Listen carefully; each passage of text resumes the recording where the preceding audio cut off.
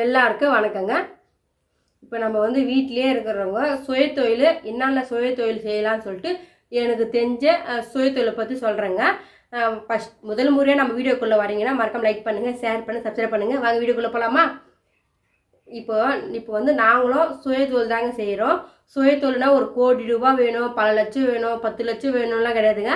500 ரூபாய் இருந்தாலே சுயதொழில் ஆரம்பிக்கலாங்க. எப்படி 500 ரூபாய் இருந்தால் சுயதொழில் ஆரம்பிக்கலாம் தான் நீங்கள் கேள்வி கேட்பீங்க. ஆமாங்க, ஒரு சாதாரணமாக வந்து ஒரு சோப்பு துணி பவுடரு விற்க ஆரம்பிக்கலாங்க. அதுவும் நல்லா லாபம் வருங்க. இப்போ கொஞ்சம் விலைவாசி ஏறிச்சு. சோப்பு துணி பவுடர் விலைவாசி ஆனாலும் அதுக்கேற்ற லாபம் எல்லா தொழிலுமே இருக்கும். ஒரு ஒரு 100க்கு 10 ரூபா 15 ரூபா நம்ம லாபம் வருதுன்னா, விலை ஏறினாலும் அந்த 100க்கு 10 ரூபா 15 ரூபா நம்மளுக்கு லாபம் வரமே தான் எந்த தொழிலுமே இருக்குங்க. லாபம் வர தொழில் எதுவுமே கிடையாதுங்க. இப்போ வந்து நீங்கள் வந்து சிம்பிளாக வீட்டில் இருக்கீங்களா, உங்கள் ஊர் பக்கம் சோப்பு கொஞ்சம் வாங்கி பெனாயிலு சோப் ஆயில் சைக்கிளில் வச்சு கூட சேல்ஸ் பண்ணலாம். அந்தமாரி பிஸ்னஸ் பண்ண ஆர்வம் தான் பண்ணுங்கள். அடுத்தது துணி சேல்ஸ் பண்ணலாம். துணி வந்து ஹோல்சேல் கடை இருக்கும். அங்கே போயிட்டு நம்ம வந்து ப்ளவுஸு, பாவாடை, நைட்டி, ஒரு சேரீ கொஞ்சம் இந்த வெயில் காலத்துக்கு காட்டன் சேரீ, காட்டன் சுடிதார்லாம் வாங்கிட்டு வந்து சேல்ஸ் பண்ணிங்கன்னா உங்களுக்கு அதில் வந்து ஒரு 200 பொருளில் நீங்கள் ஒரு 50 ரூபா வச்சு லாபம் வச்சு 250 ரூபா 250 ரூபா வச்சு விற்றோம்னா நமக்கு அதே போதுங்க. போக்குவரத்துலாம் போய் நமக்கு 30 ரூபா 40 ரூபா நிற்கும். அதுக்கப்புறம் வந்து சின்னதாக ஊசி ஏற்பின்லாம் இருக்கும் பார்த்தியா, கிளிப்பு, வலியில், பேண்டு எல்லாமே அதெல்லாம் நல்லா லாபம் வருங்க. பேண்டுங்கெல்லாம் வந்து மேக்ஸிமம் வந்து 12 பேண்டு 10 பேண்டு வந்து 60லேருந்து 50 ரூபா 70 ரூபா தான் இருக்குங்க. நம்மளுக்கு வந்து 10 பேண்டு விற்றோம்னா நம்ம 30 ரூபா கிடைக்கும் லாபம். 100க்கு 30 ரூபா கிடைக்கிற மாதிரி தான் இருக்குங்க. கிளிப்பு பேண்டெல்லாம் சாம லாபங்க. அதுமாரி விற்கலாம். அதுக்கப்புறம் சின்ன பொம்மைங்க, கூடைங்க, அந்த அதுமாரி நிறைய பொருளுங்க இருக்குதுங்க. எப்படி சொல்கிறது, டீ வடிகட்டுறது, காப்பி அது டீ வடிகட்டுறது, சின்ன டம்ளருங்க, பிளாஸ்டிக்கில் கூடை, அணைக்கூடை, சின்ன குடங்க, உண்டிங்க, அதுமாரிலாம் வாங்கியும் அதுமாரி சேல்ஸ் பண்ணலாங்க. ஒரு சின்னதாக ஒரு கட்டை பையில் போட்டு பெரிய பையில் போட்டு வார சந்தை நடக்குதுல்ல, அங்கே வந்து நிறைய பேர் விற்கிறாங்க. நான் அடுத்த வாட்டி வந்து வீடியோ எடுத்துன்னு வரேங்க. ஒருத்தர் வந்து எங்கள் எதிர்க்கு விற்பாங்க சீப்பு, தலைவார சீப்பு, குங்குமம், மஞ்சள் எல்லாமே. அந்த வீடியோ வந்து நான் எடுத்துன்னு வரேன் பாருங்கள். அதுமாரி சேல்ஸ் பண்ணலாம்.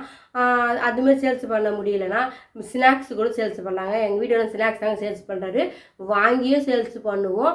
இப்போ நீங்கள் வாங்கிறதுக்கு நாங்கள் எங்கே போய் வாங்கணும்னு ரொம்ப குழப்பமாக இருப்பீங்களா? உங்களுக்கு எந்த பொருள் விற்கணும்னு ஆசைக்குதோ ஒரு பொருள் வாங்குறீங்கன்னு வச்சுங்க, அதுலேயே எம்ஆர்பி அதுலேயே ஃபோன் நம்பர் கொடுத்துருப்பாங்க. அந்த ஃபோன் நம்பர் நீங்கள் ஃபோன் பண்ணிங்கன்னா உங்களுக்கு வந்து அந்த அந்த பொருள் வந்து எங்கே கிடைக்கும் ஏது கிடைக்குன்னு சொல்லுவாங்க. கிட்ட இருந்தால் எடுத்துகிட்டு வந்து கொடுப்பாங்க. லாங்காக இருந்தால் அந்த பொருள் விட்டுட்டு மறுபடியும் வேறு எதனா பொருள் கிட்ட இருக்கிற பொருளாக வந்து நீங்கள் தேடி கண்டுபிடிச்சி வாங்கிக்கலாம். இல்லை உங்கள் ஊர் பக்கமே யாரா ஒரு கம்பெனி வச்சுருப்பாங்க. இப்போது முறுக்கு ஃபேக்ட்ரி வச்சுங்கிறாங்கன்னா அவங்க கொடுப்பாங்க. மிக்சர் ஃபேக்ட்ரிலாம் வச்சுருப்பாங்களா, அவங்கக்கிட்ட போயிட்டு இனிமேல் எனக்கு சேல்ஸ் பண்ண வேணும், ஹோல்சேல் ரேட்டுக்கு தாங்க, நாங்கள் வந்து அதுலேருந்து ஒரு ப்ராஃபிட் ஒரு 10-20 லாபம் வச்சு நாங்கள் சம்பாதிக்க போகிறோம் சொல்லிட்டு சொன்னீங்கன்னா கண்டிப்பாக அவங்க வீட்லேயும் கொடுப்பாங்க. நீங்களும் வாங்கிக்கலாம். அதோட கடலை உருண்டை, கலக்காய் உருண்டை, எள்ளு உருண்டை அதுமாரி வாங்கி சேல்ஸ் பண்ணலாங்க. இதுமாரியும் கற்றுக்கு பாருங்கள். அதுக்கப்புறம் பொரி வாங்கிக்கூடும், பொரி உருண்டை பிடிச்சி கூட நம்ம சேல்ஸ் பண்ணலாங்க. செய்யும் தொழிலே தெய்வம். திருடக்கூடாது, பொய் சொல்லக்கூடாது, யாரையும் ஏமாற்றக்கூடாது. என்னை பற்றி அப்படி தாங்க. அதனால் வந்து இதேமாதிரி சேல்ஸ் பண்ண பாருங்கள். எங்கள் வீட்டுக்காரர் அப்படி தாங்க. ஃபஸ்ட்டு சென்னையில் வேலை செய்ய சொல்லி அடிபட்டுச்சு காலில், வேலை இல்லாத இருந்தார். நான் என்னுடைய ஓன் ஐடியா தாங்க இதுமாரி பிஸ்னஸ் பண்ண சொல்லிட்டு எனக்கு வந்து எங்கள் பிஸ்னஸ் பண்ண பெரிய அளவுக்கு பண்ண ஆசை இருக்குது. ஆனால் அதுக்கு பொருளாதார சூழ்நிலை எனக்கு கம்மியாக இருக்குது. அவருக்கு அடிக்கடி தலைவலி வரதுனால எந்த ஒரு வேலையும் வந்து இறங்கி செய்கிற அளவுக்கு கொஞ்சம் பயம். அதனால் வந்து இப்போ நம்ம வீட்டுக்கு தேவையான அளவுக்கு வருமானம் ஈட்டிக்கிறோம். நாங்கள் அந்த அளவுக்கு போதும், ரொம்ப வந்து பெரிய லெவல்லாம் போகல. சின்னதாக ஒரு ஆட்டோ வாங்கி வச்சுக்கின்னு அது சேல்ஸ் பண்ணுறோம். அவர் சேல்ஸ் பண்ணுறதுல நான் வந்து கூட வந்து வாரத்தில் 2 நாள், மாதத்தில் ஒரு 5 நாள் போவேங்க. மீதி நல்லா நான் ப்ளவுஸ் தான் தைப்பேன். ஸோ ரொம்ப ப்ளவுஸ் இருந்தால் நான் வாரம் கூட போக மாட்டேன். குழந்தைங்களாம் வீட்டிலேருந்து அது கூட போக மாட்டேங்க. இப்போ தான் கொஞ்சம் நல்லா பசங்களாம் கொஞ்சம் வந்துட்டு வெளியே படிக்க போகிறாங்க. நம்ம வந்து வீட்டில் வந்து டிவி பார்த்துக்கின்னு, வீட்டிலே வந்து ஃபோன் நோண்டிக்கின்னு ரொம்ப நேரம் வீட்டிலே உட்காந்துக்கிறலாம், 10 தூங்கிக்கின்னு நம்மளும் வெயிட் போட்டுறோம், குண்டாயிரும். நம்மளும் வந்து நம்மளால் முடிஞ்சது ஒரு 10 காசு சம்பாதிக்கணும். இவங்க வந்து வேலைக்கு அனுப்ப மாட்டாங்க. எங்கள் வீட்டுக்காரில் எப்பவுமே கூலி வேலையும் எனக்கு செய்ய தெரியாது, நாற்று நட தெரியாது, கலப்பை தெரியாது, அண்டை வெட்ட தெரியாது, அரைப்பறக்க தெரியாது. சின்ன வயசில் அம்மா கூட கொஞ்சம் அரைப்பாத்துக்கிறேன், அதெல்லாம் இப்போ தெரியாது. அதெல்லாம் அப்போ சின்ன வயசில் அம்மா வந்து கூட இட்டு போவாங்க, கொஞ்சம் கூட அரைப்பாத்தேன்னா ஒரு மரக்கண்ணில் நம்மளுக்கு எக்ஸ்ட்ரா வரும்னு சொல்லிட்டு ஸ்கூல் படிச்சு சொல்லி போய்க்கிறேன். ஆனால் ஸ்கூல் படிச்சு கண்ணாய் வந்துச்சுனால அந்த வேலை அப்பயே மறந்துட்டேன். இப்போ கண்ணு பார்த்தா கை வேலை செய்யும். ஆனால் எங்கள் வீட்டுங்களை யாருமே போனதில்லை, ஆர்ப்பாக்கெலாம் போனதில்லை, எங்கள் மாமியாரும் போனதில்லை. ஆனால் எங்களை எப்படி அனுப்புவாங்க, எங்கள் மாமியாரே வந்து ஏன்னா கூலி வேலைக்கெலாம் எங்கள் மாமனார்லாம் அமைச்சது கிடையாது. மாடு தான் வச்சுக்கின்னு பார்த்துப்பாங்க. அதேமாதிரி தான் எங்கள் வீட்டில் வந்து மாடு தான் வச்சு பார்த்துப்போம். வெளியே வேலைக்கெலாம் அனுப்ப மாட்டாங்க. வெளியே வேலைன்னா 100 நாள் வேலைக்கு போய்க்கிறோம், அவ்வளோதான். வெளியே வேலைக்குன்னு இது வகை நான் பொண்ணாக்கு வந்து இங்கே வந்து ஏரி வேலைக்கு இந்த 100 நாள் வேலைக்கு தான் போய்க்கிறேன். அதனால் வந்து நம்ம வெளி வேலையை நம்ம செய்ய தெரியாது. நாற்று நட, ஆனால் கிராமத்தில் இருந்தால் நாற்று நட களைப்பறிக்கலாம் நிறைய பேருக்கு தெரியும். எனக்கு மேக்ஸிமம் பில்லு அரைக்க சரியாக வராது. இந்த கையில் பிடுங்குற பில்லு நல்லா அறுத்துருவேன். இந்த அருவாள் அரைக்கிற பில்லு வந்து சரியாக எனக்கு வராது. எப்படா மாடு கண்ணு போடுற டைம் கூட எங்கள் வீட்டுக்காக தான் வந்து பில்லு, சப்போஸ் அந்த மாடு வந்து உடுப்புலாம் போடணும், பில்லு போட்டால் தான் சொல்லுவாங்க. எங்கள் வீட்டுக்கு தான் கொஞ்சம் அறுத்து கொடுப்பாரு. எனக்கு மாமியார் அறுத்து கொடுப்பாங்க. எனக்கு அவ்வளோ அரைக்கூட வராது. அதுக்கு சொல்லுவாங்க, நீ மாடுலாம் வச்சுக்கிற பில்லு அறுக்க தெரியலன்னு சொல்லுவாங்க. மாடுலாம் வந்து நானே வந்து இப்போ கொஞ்சம் நாளைக்கு முன்னாடி ஒரு 10 வருஷத்துக்கு முன்னாடி நானே பால்லாம் கற்றுக்கினேன்.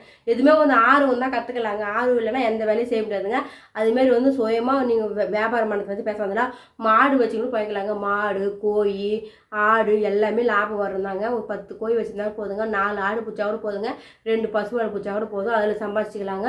அதே மாதிரி எங்களால் முடிஞ்சது கடுகு, மிளகு, வெந்தயம் எல்லாம் வாங்கிட்டு வந்து 10 ரூபாய்க்கு பேக் பண்ணுவோங்க. அப்பளம், போட்டி, அப்புறம் அப்பளக்கட்டு எல்லாமே வந்து நம்மளுக்கு வந்து எம்ஆர்பி ரேட்டோட நம்மளுக்கு நல்லா நம்ம வீட்டுக்கு தேவையான அளவுக்கு லாபம் வருதுங்க. லாபம் எல்லாம் சொல்லுவாங்க ஒரு சிலர், அதெல்லாம் போயிங்க. நல்லா லாபம் ஆனால் வியாபாரம் ஆனால் போதுங்க. வியாபாரம் தாங்க இப்போலாம் சரியாக ஆக மாட்டேங்குது. மழை வந்தது, அன்றைக்கி வந்து ஜனமே வர மாட்டேங்கிறாங்க. மாற்றி சோதனை வந்து இருந்தாலும் வந்து விடாமுயற்சியாக வந்து இன்றைக்கிலாம் நாளைக்கு ஆகும்னு சொல்லிட்டு ஒரு நாளைக்கு போனால் ஒரு சந்தையில் 500 ரூபா ஆகும், ஒரு சந்தையில் 1000 ரூபா, ஒரு சந்தையில் 1500 ரூபா ஆகும். நல்லா பொங்கல், தீபாவளி டைமில் தான் ஒரு 2000 3000 எக்ஸ்ட்ரா ஆகும், 4000க்கு ஆயிடுது. அப்போது அதேமாரி பண்டிகை நாள் எல்லா நாள் வரதில்ல, அதனால் அதுக்காக காத்து நிற்கணும். நம்ம என்றைக்குனா ஒரு டைம் நம்ம பக்கம் காற்று அடிக்கும். ஒரு சொல்லுவாங்க, காற்று வந்து ஒரே பக்கம் அடிக்காது, 4 பக்கம் அடிக்கும். ஒரு பக்கம் இன்றைக்கி ஏழையாக்கிறவங்க என்றைக்குமே ஏழையாக இருக்க மாட்டாங்க, ஒரு நாள் பணக்காரம் ஆவாங்க. அதே மாதிரி தாங்க நானும் வந்து கான்ஃபிடெண்ட்டாக வந்து இன்றைக்கி இல்லை நாளைக்கு விற்க சொல்லிட்டு எங்களால் முடிஞ்சது இந்த மாதிரி சேல்ஸ், மசாலா சேல்ஸ் பண்ணுறோமா, மீன் மேக்கர்லேருந்து சிக்கன் மசாலா, மட்டன் மசாலா எல்லாமே வாங்கி சேல்ஸ் பண்ணுறாங்க. அதில் அது இன்னும் ஃபஸ்ட்டு வாங்காத இருந்தோம். இப்போ அதிலே வந்து நம்மளுக்கு ஒரு பாக்கெட் விற்றா 2 ரூபா 2000 நம்மளுக்கு கிடைக்குதுங்க. 10 ரூபா பொருள் இல்லையே, சரி நம்ம ஏன் அதை வந்து விட்டுடணும். அந்த லாபம் 2 ரூபா இருந்தாலும் நம்மளுக்கு ஒரு டீ தூள் வாங்குறதுக்காகவும் காப்பி தூள் ஆகுறதுக்காகல, அதனால் வந்து அது வாங்கி சேல்ஸ் பண்ணிக்கிறோம். அது வாங்கி நான் வீட்டில் பேக்கெட் பண்ணுற பாக்கெட்டே வருது, வாங்கி விற்கிறோங்க. அதுக்கப்புறம் மீது நல்லா வந்து வீட்டில் இருக்கிற ப்ளவுஸ் தைச்சிக்கின்னு டிவி பார்த்துக்கின்னு யூடியூப் சேனல் ஆரம்பிச்சிருக்கலாம். யூடியூப் சேனலுக்கு தேவை எடிட்டிங் பண்ணுறதுலாம் பண்ணுவோங்க. அவ்வளோதாங்க. எங்களோட சேனலை பிடிச்சிருந்தா மறக்காம லைக் பண்ணுங்கள், ஷேர் பண்ணி சப்ஸ்கிரைப் பண்ணுங்கள். பாய்ங்க. மறக்காமல் ஹைக் பட்டன் ஆயிடுங்க ஃப்ரெண்ட்ஸ். அடுத்து ஒரு புது வீடியோவில் ப்ளவுஸ் பற்றி என்ன டவுட் கேட்டிங்கன்னா கமெண்ட் மூலமாக சொல்லுங்கள். நான் வந்து ப்ளவுஸ் தைச்சி காமிக்கிறேன். ப்ளவுஸ் தைச்சி ஏன் தெளிவாக எடுக்க முடியல, நானே யூடியூப் ஸ்டாண்ட் வச்சு தான் எடுக்கிறேன்னா அது கொஞ்சம் நல்லா க்ளீனன்ஸ் இல்லை. எங்கள் பையன்கிட்ட கேட்டேன், யூடியூப் ஸ்டாண்ட் வந்து நல்லா ஃபோன் கிட்ட இப்படி வர மாரி ஒரு ஸ்டாண்டு பார்த்தேன்ப்பா, அது வாங்கி கொடுப்பா ஆன்லைனில் சொல்லிக்கிறேன். சரி நான் ஆர்டர் போட்டு தரமா சொல்லிக்கிறாரு. அது வாங்கிட்டுனா இன்னும் நல்லா க்ளீனன்ஸாக நல்லா ப்ளவுஸ் தைக்கிறது எடுக்கிறேங்க. அவ்வளோதாங்க. இப்போ வந்து வெயில் அதிகமாக ஃபேன் ஆஃப் பண்ணிட்டு வீடியோ எடுக்கிறேன்னா காற்று வேர்த்து போகுது பாருங்க, வேர்த்து போகுது. அதனால் வீடியோ கட் பண்ணிட்டு ஃபேன் போட்டுக்கிறேங்க. முடிஞ்ச அளவுக்கு ஒரு 4-5 வீடியோ எடுத்துட்டேன். அது வந்து டைம் கடை சொல்ல அப்லோட் பண்ணுவோங்க. இது பாருங்கள், நம்ம செடியில் பார்த்தா கனகாம்பரம் பூங்க நல்லா இருக்குதா இல்லைன்னு பாருங்கள். ரொம்ப நாள் ஆச்சு கனகாம்பரம் பூக்குது. இப்போ கொஞ்சம் நாளாக பூக்குது. வெயில் காலத்து தான் நல்லா பூக்கும் கனகாம்பரம், மழை காலத்தில் சரியாக பூக்கவே இல்லை. நல்லா இருக்குதான் பார்த்து சொல்லுங்கள். இது பாருங்கள். அவ்வளோதாங்க. இன்றைக்கி எங்கள் பிஸ்கட் வாங்க வந்தேன். பாப்பா என்ன ஆண்டி நீங்கள் சுடிதார் போட்டுன்னு இருக்கீங்களா அப்படின்னு கேட்டாங்க. இல்லைடா எப்போ நான் போடுவோமா அப்படின்னு சொன்னேன். சரி நல்லா இருக்குதா இல்லைன்னு சொல்லிட்டு அதுவும் சொல்லுங்கள். எப்போனா சுடிதார் போட்டால் எப்படி சுடிதார் நைட்லாம் போட்டால் வீட்டுள்ளே இருக்கணும் பேர் இருக்கும்.